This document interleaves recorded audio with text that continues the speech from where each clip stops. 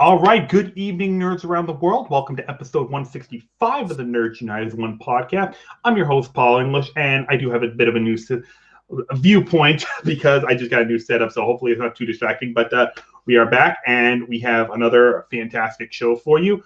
We're going to be revisiting an older topic that we did, revisiting our top 5 favorite video game, and by doing a series of interrogation episodes, grilling each other into more detail on the games that we chose. And we're going to be kicking this off with number 4 on our list. And joining me for this discussion is your crew of regulars that you know and love. It is Jack and Mike. What's going on, boys? Howdy. Let's talk some video games. Indeed. And hopefully he's going to be joining us for this. It is Colton Hunt. Colton, what's going on? And he is still frozen, poor guy. All right. No, we got movement. But his mic is muted. So his movement's going on, but his mic is muted. Hopefully he can join us shortly. In the meantime, we are going to get started. Hopefully he gets... I know the Colts have some technical issues. Hopefully he got... Oh, here we go. We got movement. Can you hear us? Hey, am I coming in now? Yes, you are. Okay, I'm just going to stay I'm not going to move. I'm just going to stay right where I am. That's probably a smart move. Okay, so let's do this. We are going to be interrogating each other, our 4th favorite video games. And Mike, you're up first on the hot seat, so get ready. Here come the questions. And Jack, I'm going to start with you. What is your first question for Mike? Well, shouldn't I say what my game is? Oh, that's probably a good idea. Mike, what is the game you've chosen as number 4 on your list? No particular order because I love all my games equally, but the 4th one I chose to pick was Psychonauts. Okay, now you are on the hot seat, and now Jack, first question for Mike is, what drew you to this game? Was it the weirdness or stuff like that? Yeah, I guess like the what kind of initially caught my interest was just how weird it looked. It just got a very unique and odd aesthetic. The characters are all very weird, like very big heads, which kind of actually, given the context of what you do in the game, makes sense. But yeah, I mean, I heard a lot of good reviews, and it just looked weird enough to pique my interest. So that's what kind of got my interest in it. All right. I'll go next. So, Mike, for those who are unfamiliar with Psychonauts, and I think I'm in one, although I've seen it before, I never really read. Can you explain what Psychonauts are all about? Okay, Psychonauts. In Psychonauts, you play a kid named Raz, who manages to sneak his way into a summer camp for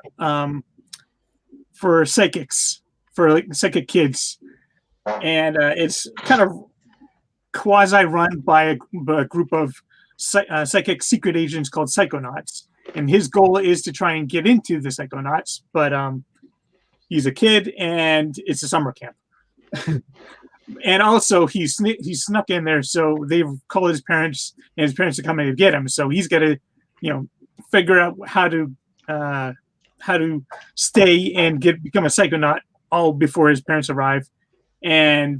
But as he's kind of exploring around, some devious things start happening around the camp, and he has to end up saving the day and saving all his counselors, including the bully who annoys him, and his possible new girlfriend. He's not quite sure. Because, they're all like little kids. So. Okay, interesting. All right, Colton, you are up. What's your first question for Mike?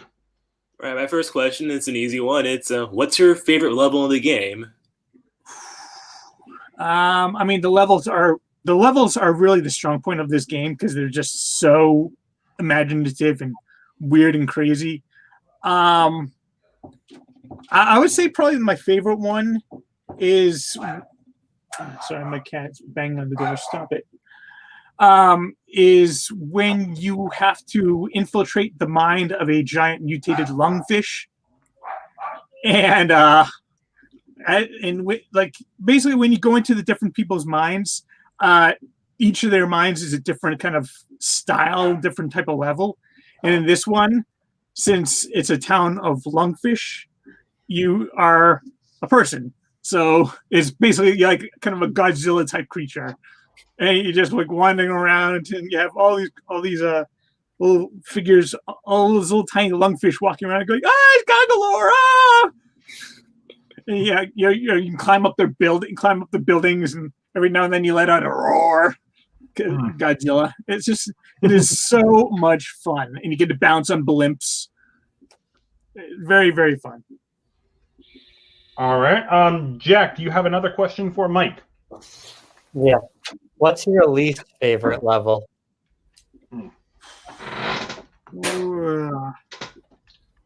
My least favorite level is probably the one that I've spent the most time on. And, well, correction. My least favorite level is probably the last level because it's got some pretty precise climbing and jumping points that, with the camera angle, it can tend to go a little bit wonky, and so it throws you off, and it really, really annoying. But other than that, there's one level where it's not a hard level, but if you want to get the game to 100%, there are like a lot of different they call it figments of the imagination, just basically just kind of 2D floating floating like shapes in different all over in everybody's mind, and you have to try and collect them all. And this one, there's just this long. It's the whole thing is like a 60s, like a disco dance hall party, and there's this long race in the middle of it. Where, I mean, you can go back to the race and just walk through it. You don't have to beat it. And once you beat it the first time, it's fine. But just finding all the figments of the imagination are all around it is just so annoying because there's just so many of them, and it's such a long level. It gets you on your nerve when you're trying to get to 100%. And this game, I'm just obsessively trying to get to 100%. Okay. My next question, I'm actually going to piggyback a little on what Jack said. You seem to really enjoy this game, Mike. So I'm curious, what, in your opinion, is like the game's biggest flaw? Like, what does it not do well that like almost takes you out of the enjoyment of it? Well, like I said before, in the last level, there are some pretty precise climbing and jumping points, and there are times when the camera, it just like it flips to what I mean. It makes sense that the camera would go there, but it really throws you off in the middle of the jump. And that like, so some of the platforming aspects of the game could have been fine-tuned a bit, but other than that, it is that I would say is the biggest weakness. And I'm gonna have to stop my camera for a second because my cat is just not gonna let me up. Hold on.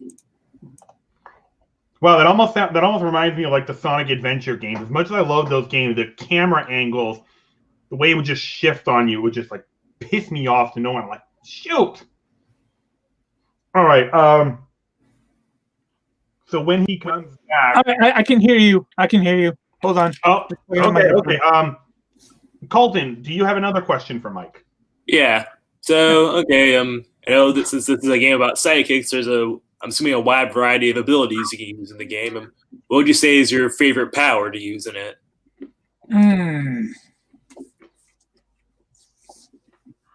There are a lot of really fun powers in it. Ironically, given how annoying that level can be, psychic dance party, it's also got probably the coolest power, and the one that you absolutely make the most use of. That's levitation. And in this one, levitation means basically you form this little ball above your head, and then you can flip it down, and then you jump on top of it, and it's not something you have to like do instinctively. It happens automatically. But then you use that to both bounce higher, and when you're running on it, you can actually upgrade it so it becomes like kind of a rolling a bowling ball. You just knock down enemies. Sounds cool. It's very cool. Jack, do you have a final question for Mike? Who's your favorite side character in the game? there are two that really stand out from. I mean, there's Raz's maybe girlfriend, maybe not, and that's Lily, and she's actually a pretty important part of the game, and you end up, she is going to be in the second game as well. But if you, because she's one of the main characters, so if you just go for like side characters, there's a kid named Dogen. He's very slow. Yeah, he's good-hearted, but you can tell he's not the brightest up there. And he always wears a little metal beanie because it says that it keeps out the signals. But he accidentally blows up a bunch of squirrels because he thinks that they were plotting to kill him. And then when he finds out it wasn't them, he has to go and apologize to them. He's a fun one. Well, he like midway through the game, like the campers start showing up with their brains extracted, and they just want to go watch TV. And after you find Dogen with his brain extracted, you go talk to Lily about it, and Dogen's brain is missing, and she goes, "No, he's just like that." Okay. He's got a great sense of humor about it. All right. I do not have a final question. Colton, do you have a final question? Yeah. What would you say was your favorite part of the story to experience? The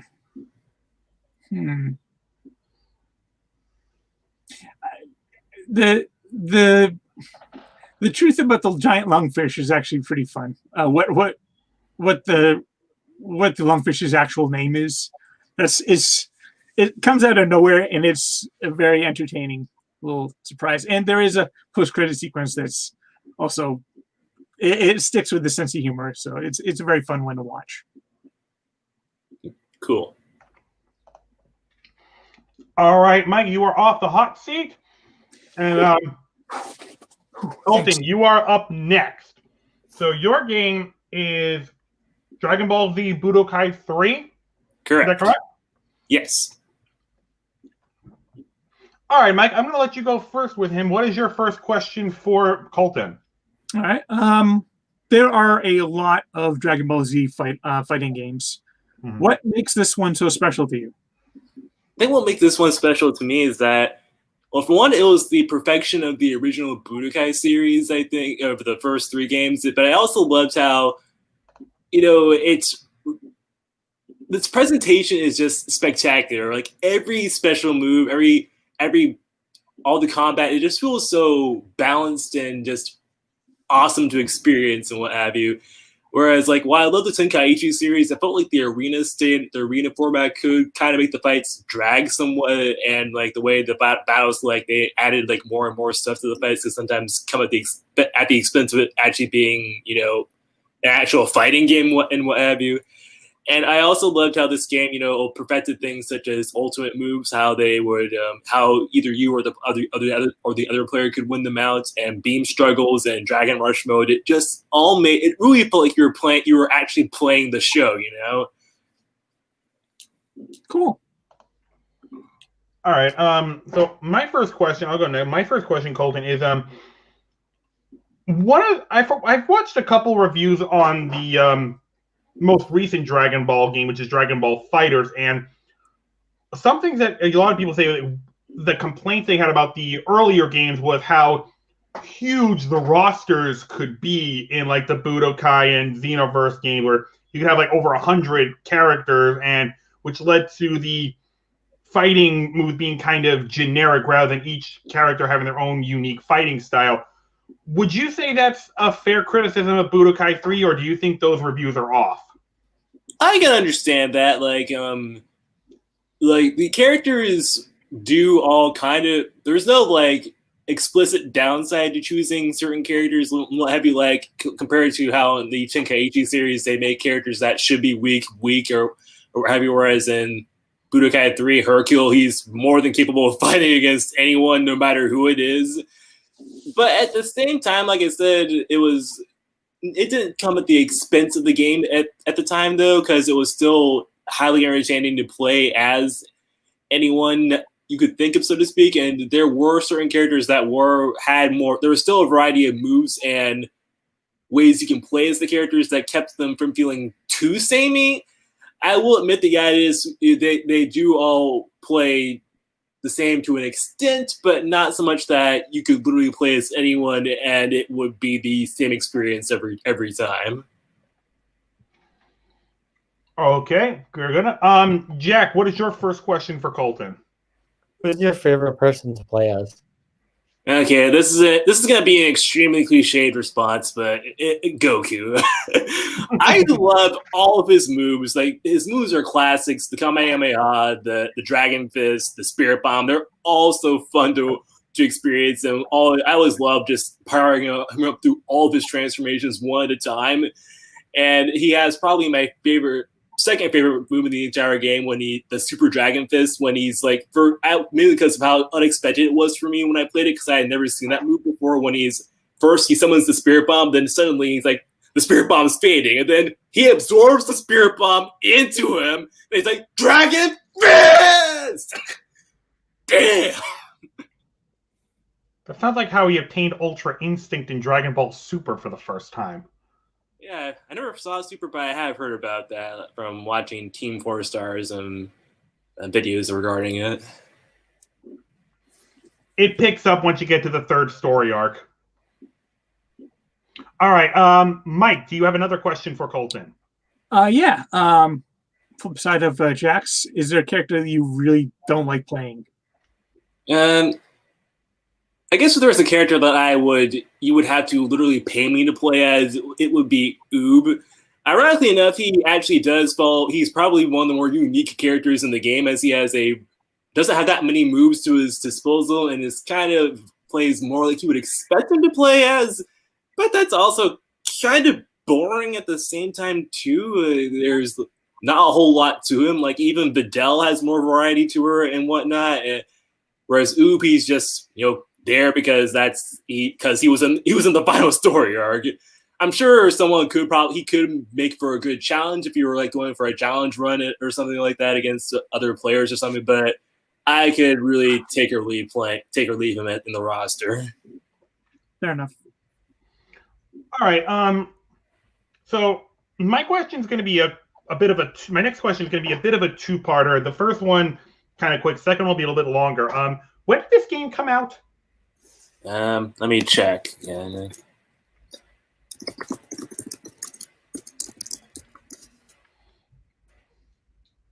Dragon Ball Z. Oops.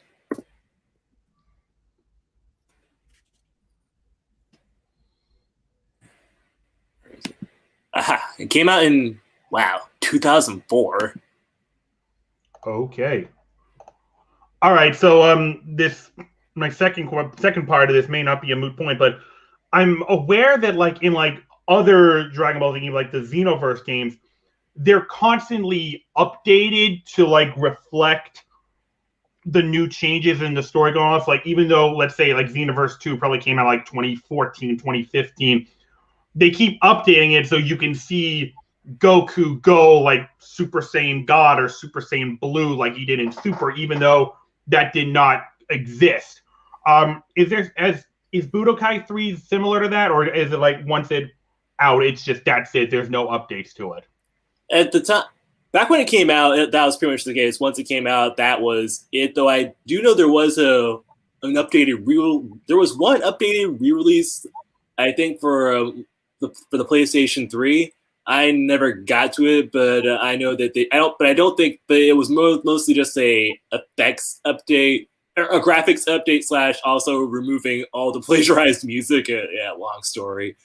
The game, they didn't add. I don't think they added any new what ifs or levels or anything to reflect current changes in the Dragon Ball Z timeline. Because now that I think of it, I don't think there was any changes back then.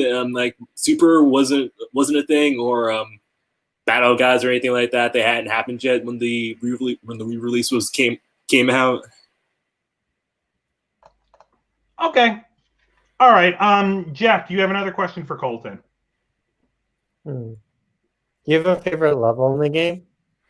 I'd probably say one of my favorite levels in the game was just for the humor of the situation. It's when Gotenks challenges Gogeta to a fight, and Vegeta, in all of his prideful glory, is still too embarrassed to do the fusion dance, as to do it in private and whatnot. And also just because it's a great what if sort of story, just imagining these two powerhouses going at it. It's a short fight, but it's still exciting and entertaining to go through nevertheless. I would love to see that. Even Vegito against Gotenks, I would love to see. All right. Mike, do you have a final question for Colton? Yeah. Is there a particular arena that you prefer fighting in? Yeah, I kind of enjoy fighting in the... No, not that one. Yeah, I think my favorite arena might be Exploding Namek. It's a great level design, especially when you're fighting against Frieza. It really, makes you think of the 5 minutes until the planet explodes mess and what have you. But it's still it's greatly designed, and it'll really make you feel like you're in the middle of a life or death struggle if you're fighting, if you have the right opponents in the mix and whatnot. I really enjoy it. Though I do kind of like the original Exploding Namek from Budokai 1 a bit more, but that's another story. Yeah, the 5 minutes to the planet explodes, it takes 20 episodes. Well, yeah, I mean, they're fighting at such super speed that 5 minutes does look like, 10 hours or whatever. It takes so long that it takes so long that I wound up missing all those episodes, and then they're still fighting. All right. I do not have a final question. Jack, do you have a final question? I don't have a final question. All right, then. Colton, you're off the hot seat. All right, and with Jack, you're up next. Now, your game was Uncharted 2, if I'm not mistaken. Yes. All right, Colton, I'm going to let you go first. What's your first question for Jack? All right, well, this is a two-parter also, but have you played all the other Uncharted games in the series? I never finished one, and I didn't do the PSP one. I think there was one. Other than that, I didn't play that because I never had a PSP. But all the other... Have you played the third or fourth games? Yeah, I played third and fourth. Okay, then my question for you is, what made this game better than those? I think it has the best villain, who's a kind of like a crazy warlord looking for something. And just the action set pieces has one of my favorites in the entire series. All right. I'll go next. Jack, my first question to you is, and Colton kind of hijacked my first one, but that's okay. I got one in the wing. So, maybe not. What, in your opinion, were the improvements made on 2 from 1 that made it so much better, aside from the villain? Like, whether technical improvements, whether like story progression improvements, what improvements were made on 2 from 1? Oh, I never really played 1. Okay, that settles that. Mike, what's your first question? Well, I mean, you mentioned that it has like one of your most favorite set pieces. What is that one? You're on a train in the mountains, and there's an explosion, and you have to climb up the train before you fall to your death off the mountain. That is a good set piece.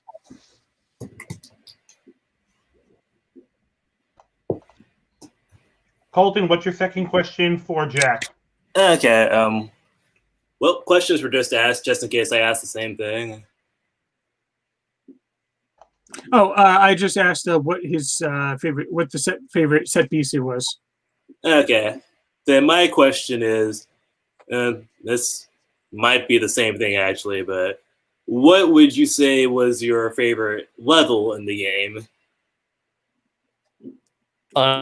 Honestly, that one. Yeah. It's just very impressive. Like the way the movements and everything.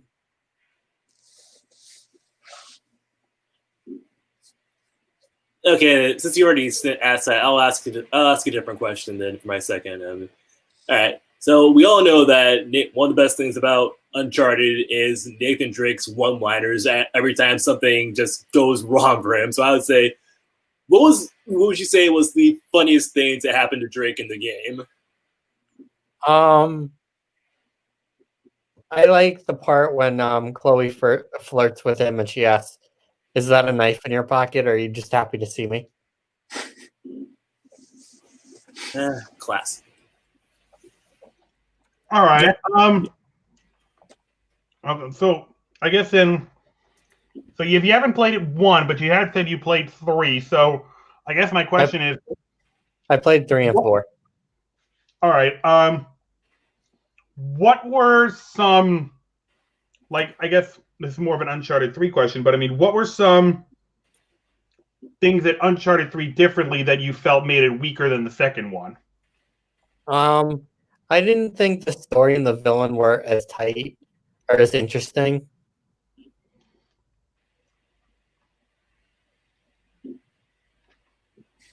Okay.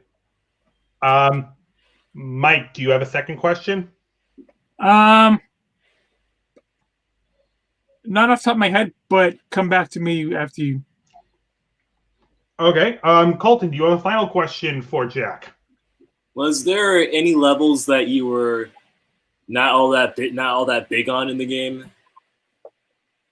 Probably the final level, because it gets really annoying, where you have to run around and shoot exploding things to beat the bad guy. And it just kind of gets repetitive. And it gets harder as you go on because he starts throwing grenades and stuff. Yeah, even Drake himself gets frustrated in the fight when he's like, die, just die already. Oh, is that the one when you're in like the forest place? Yeah. Yeah, like whatever it's okay. called. Yeah. And you have to like fight Lazarevich in that area where you have to keep shooting all the resin to damage him and all that. Yeah, I remember that play. I remember that one. It's been a while since I played the game, but I remember that one. All right. So I do have a final question. I'll keep this simple. After playing 2 and the others, do you have any desire to play the first one? Yeah, I'd like to play it, give it a shot, and see what I think about it, because it is the first game in the series. Okay. And Mike, what is your final question? Which of the side characters did you prefer the best in this one? I think it's kind of obvious because I kind of already mentioned her, and that's Chloe. I thought she was cute, and she's also a lot of fun. She likes to flirt with Drake. She's just a lot of fun, and she's an acting badass. And this was her first introduction into the series. Voiced by Claudia Black, I believe. What's that? Yeah, I think so. Let me look that up.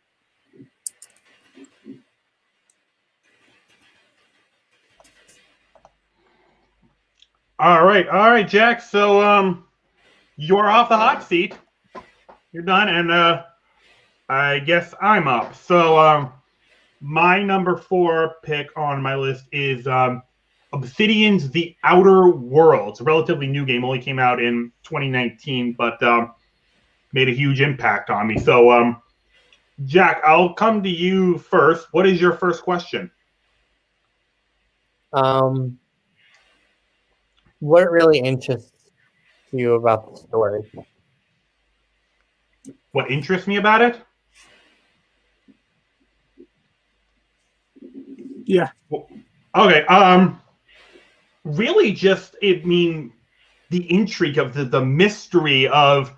I'll try to minimize the spoilers. I don't want to talk too many spoilers, but when your character was on a a colony ship from Earth heading for the Halcyon system and for work, and you're in cryostasis, but you wake up like 70 years later after you were supposed to. And the mystery, what happened, where are the colonists, why were we not woken up? The mystery is just so intriguing, and and you just wanted to solve it. It really drove you to like, what is the issue? What's going on? And that was what interested me also about the story, just the mystery and intrigue of it. You wanted to figure out what's going on. All right, Colton, what's your first question? So this is not so much favorite level, but what was the level that really cemented you saying, yep, I'm really into this game? Honestly, it was the first level, and there's really no levels in this game. Really, it was the first planet, and what cemented me to was just how fucking beautiful it was. Guys, I'm not exaggerating when I say this is the best looking game I have ever played. The graphics, the foliage, everything about it is just breathtaking. The colors pop out at you. The skies are just glow. You can actually see ships flying over you. You can see the streaks of their engines just flying over you in the dead of night. It is breathtakingly gorgeous. Like, there were multiple times that I would literally just stop and I would just look all around me. I'm like, oh my God, I love this. So, I mean, that's what really cemented me. Like, I want to play this game just to like soak in the environments. And it really doesn't disappoint. All the other planets are beautiful as well, but that first one, Terra 2, I believe it's called. Oh man, it's incredible. Like, really? If you haven't played this game, just like watch some views and you'll see what I mean.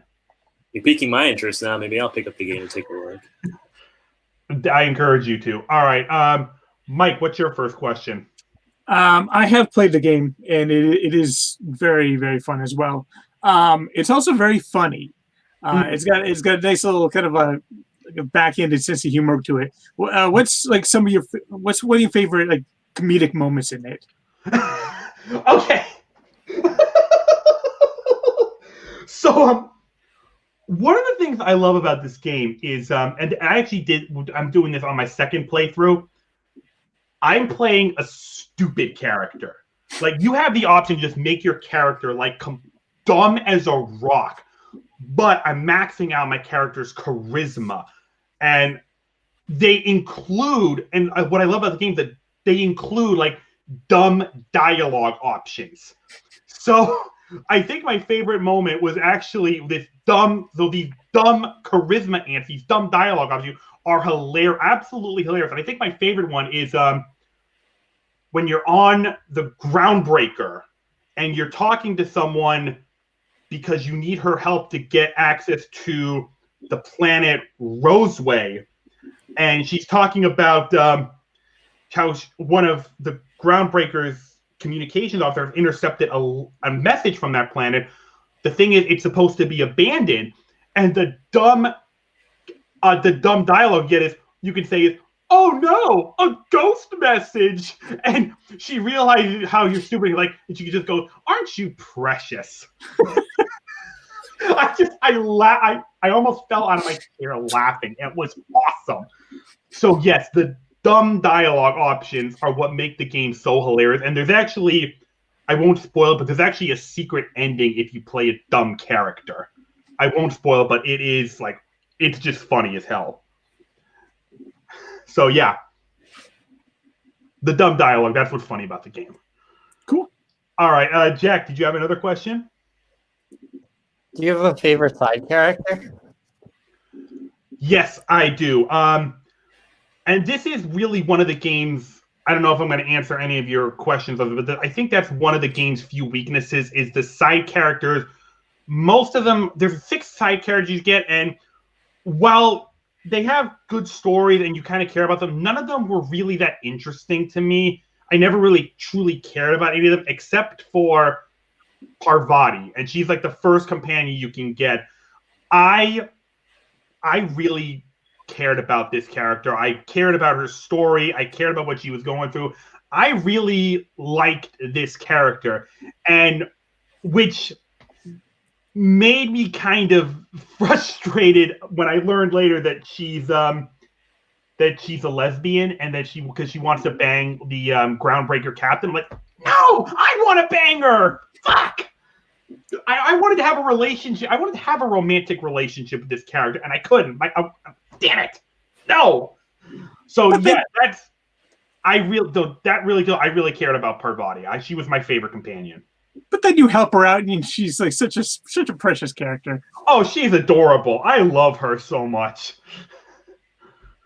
And I love how there's an early scene where you have the choice. Like she's like depressed and she wants to get drunk, and you say, honey, that's enough. Let's drink some water. Let's get you back before you do something stupid. So I really cared about her. Yeah, she's my favorite companion, hands down. All right, Colton, do you have another question? Yeah, one more for me. How would you best describe this game to a newcomer?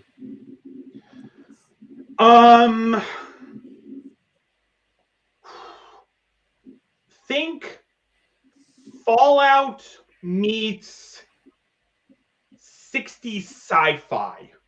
I think is the best way I would describe it.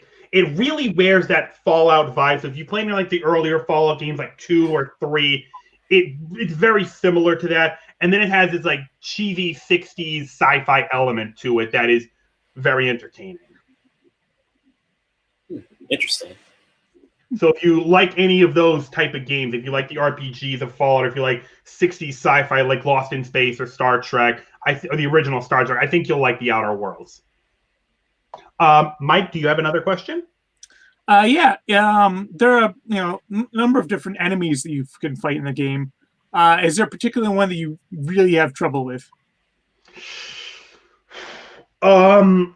Shoot. I think it's the Manta Queens that you find on Monarch. Those things they're huge and they are armed to the teeth. They are such a pain in the ass to get down, especially for the character thing, because I usually spec in like automatic weapons, and you gotta pump them so full of lead to take them down. Even the plasma rifles, which they are weaker again, you still gotta hit them a number of times. So yeah, they are frustrating to take down. And of course, they spit acid and they spawn these little insects that just come at you and they're not fun taking those down. They're a pain in the butt. Yeah, they are. Jack, did you have a final question? Yeah, what's your least favorite planet? My least favorite planet? Oh, jeez. That's a tough one. I really didn't have one. I thought they were all good in their own way. If I had to pick one that I thought was like that had left the least impact on me, I think it would be I forget the name of it, but it was an asteroid that had been used as a mining facility by one of the corporations. Yeah. That one, it didn't have the same like color impact on me. It didn't have the same like breathtaking like environmental impact that the other planets had on me. So for that reason, it really felt like a drab kind of place. So for that reason, I'd say it was the weakest planet. So Colton, you said you were all done? Yeah. All right, Mike, did you have a final question? Well, I think you already answered it, because I know like I tend to prefer the sniper rifles in that one. But you said that you prefer like automatic weapons. Yeah. You're more of a run and gun type game. I mean, I don't mind the occasional sneak, but I like automatic weapons. Fair enough. All right, so that will do it. That's going to wrap up our first interrogation episode. Look, revisiting this, I want to thank all of you for being here. Mike, it was a pleasure having you here. Always a pleasure. And Colton, I know you were having some technical issues, so I appreciate you figuring that out and come joining us. Yeah, I was glad I was able to figure it out. I was looking forward to this one. All right, and Jack, thank you as well for being here. Thank you. It's a lot of fun. I even got my PlayStation shirt on. All right, we will see you next time where we're going to be looking at number 3, the number 3 picks on our list. So we'll see you for that, hopefully sooner than a month. Until then, have a great day, everyone. Bye-bye. Good night.